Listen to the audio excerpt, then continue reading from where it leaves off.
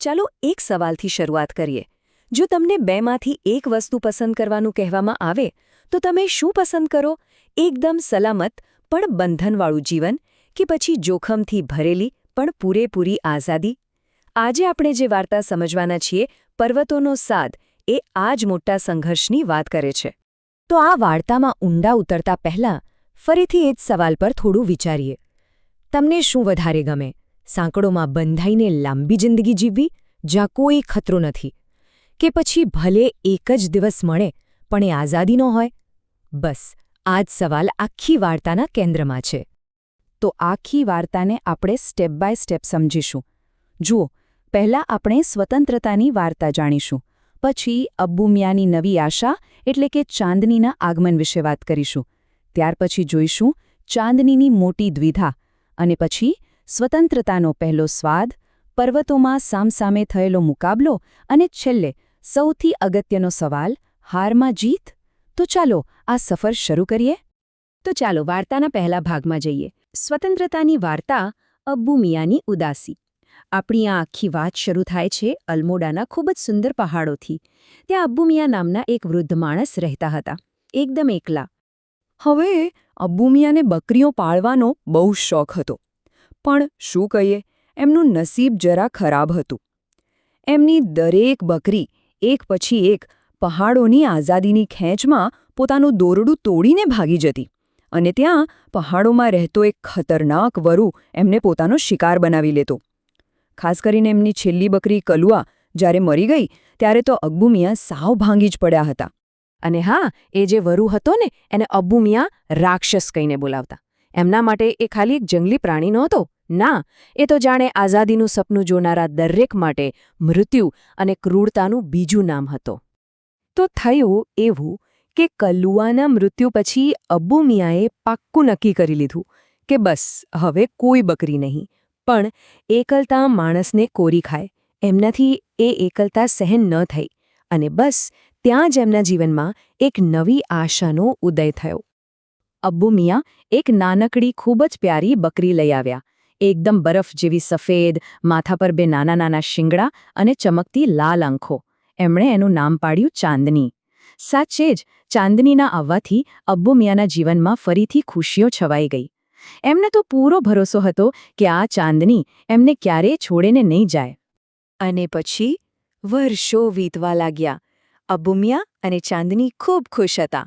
પણ હંમેશા બધું એકસરખું નથી રહેતું, ખરું ને? જેમ જેમ ચાંદની મોટી થતી ગઈ, એના દિલમાં એક ખેંચતાણ શરૂ થઈ. એને દૂર દેખાતા પર્વતો જાણે કે બોલાવી રહ્યા હતા. એને પર્વતોનો સાદ સંભળાવા લાગ્યો. તો જો ચાંદનીની મૂંઝવણ કેટલી મોટી હતી! એક બાજુ હતી અબ્બુ મિયાંની ઝૂંપડી. ત્યાં એને શું નહોતું મળતું? લીલુંછમ ઘાસ, સ્વાદિષ્ટ અનાજ અને સૌથી મોટી વાત, પૂરેપૂરી સલામતી. પણ સાથે શું હતું? ગળામાં એક દોરડું, બંધન.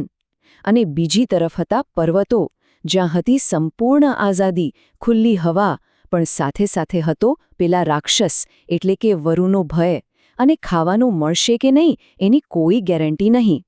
અને ધીરે ધીરે ચાંદની બદલાવા લાગી. એનું જે મન હતું ને, એ હવે પહાડો તરફ વધુ ને વધુ ખેંચાતું ગયું. હવે એને અબ્બુ મિયાંના હાથના સ્વાદિષ્ટ દાણા કે એમની વાર્તાઓમાં કોઈ રસ નહોતો રહ્યો. એણે તો ખાવાનું પણ ઓછું કરી નાખ્યું. સાવ દુબળી થઈ ગઈ. બસ આખો દિવસ ઉદાસ થઈને પેલા પર્વતોની ટોચ સામે જોયા કરતી. અબ્બુ મિયાં કંઈક કાચા નહોતા. એ સમજી ગયા કે ચાંદનીના મનમાં શું ચાલી રહ્યું છે. એને બચાવવા માટે એમને થયું કે ચાલો આને એક નાની ઝૂંપડીમાં પૂરી દઉં. એમણે આગળનો દરવાજો તો બરાબર બંધ કર્યો, પણ ઉતાવળમાં કદાચ પાછળની એક નાનકડી બારી બંધ કરવાનું ભૂલી ગયા. અને બસ એમની આ એક ભૂલ ચાંદની માટે આઝાદીનો દરવાજો બની ગઈ. અને પછી એ રાત્રે શું થયું હશે? એ જ થયું જે થવાનું હતું. ચાંદનીએ બારીમાંથી કૂદીને ભાગી ગઈ. અને આખરે જે સપનું એ રોજ જોતી હતી, પર્વતોની ટોચ પર પહોંચવાનું, એ એણે સાચું કરી બતાવ્યું. જરા કલ્પના તો કરો એ દ્રશ્યની. સવારનો સૂરજ ઉગી રહ્યો છે અને ચાંદની પર્વતની ટોચ પર ઊભી છે. એની ખુશીનું કોઈ ઠેકાણું નહોતું. નીચે લીલું ઘાસ સોનેરી લાગતું હતું, અને ઠંડો પવન જાણે એના માટે વેલકમ સોંગ ગાઈ રહ્યો હતો. એને તો એવું લાગ્યું જાણે વર્ષોથી વિખૂટી પડેલી પોતાની માને આજે મળી હોય. વાર્તામાં કહ્યું છે કે તે દિવસે તે કૂદી, રમી અને ચારે બાજુ ફરી. તે દુનિયાની ટોચ પર હતી. તે ચાંદનીના જીવનનો સૌથી ખુશીનો દિવસ હતો. આનાથી વધારે શું કહી શકાય?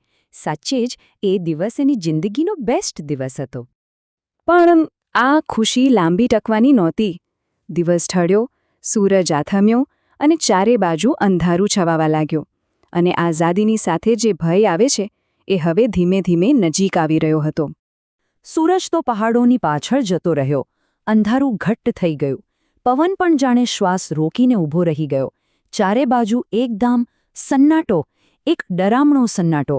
અને પછી અચાનક અંધારામાં ચાંદનીને બે ચમકતી આંખો દેખાઈ અને તીક્ષ્ણ દાંત. હા, એ જ રાક્ષસ એની બરાબર સામે ઊભો હતો. અને બસ ત્યાંથી શરૂ થઈ એક ભયંકર લડાઈ. એક તરફ હતો એક કદાવર, વિકરાળ વરુ. એને કોઈ જ ઉતાવળ નહોતી. એને ખબર હતી કે આ બકરી તો મારો જ શિકાર છે. પણ બીજી તરફ હતી ચાંદની. ભલે કદમાં નાની હતી, પણ એના ઈરાદા નબળા નહોતા. એ એક બહાદુર સૈનિકની જેમ માથું ઊંચું કરીને લડવા માટે તૈયાર હતી. અને આ કોઈ 2-4 મિનિટની લડાઈ ન હતી. ના, આ લડાઈ આખી રાત ચાલી. જ્યારે ચંદ્રમા આકાશમાં આવ્યા ત્યારે શરૂ થઈ. અને રાત જેમ જેમ ગહેરી બની, ચંદ્ર પણ વાદળોમાં સંતાઈ ગયો. તારાઓ પણ એક પછી એક ગાયબ થવા લાગ્યા. પણ લડાઈ ચાલુ જ રહી. ક્યાં સુધી? જ્યાં સુધી પૂર્વ દિશામાંથી સવારના પહેલા કિરણો ફૂટ્યા નહીં ત્યાં સુધી. સવાર થઈ અને એની સાથે જ યુદ્ધનો અંત પણ આવ્યો. પણ હવે સૌથી મોટો સવાલ એ હતો કે આ લડાઈમાં જીત્યું કોણ? વરુ કે ચાંદની? ચાલો હવે વાર્તાના આ સૌથી ઊંડાણવાળા ભાગને સમજીએ. જેવું સવારનું પહેલું કિરણ ધરતી પર પડ્યું, એણે શું જોયું? જમીન પર ચાંદની પડી હતી, લોહીથી લથબથ. અને એની ઉપર થાકેલો, ઊંઘથી ઘેરાયેલો વરુ એને ખાવાની તૈયારી કરી રહ્યો હતો. હા, શારીરિક રીતે જોઈએ તો ચાંદની હારી ગઈ હતી. પણ એનું આ મોત એક શહીદી હતી, એક સન્માનભર્યું મૃત્યુ.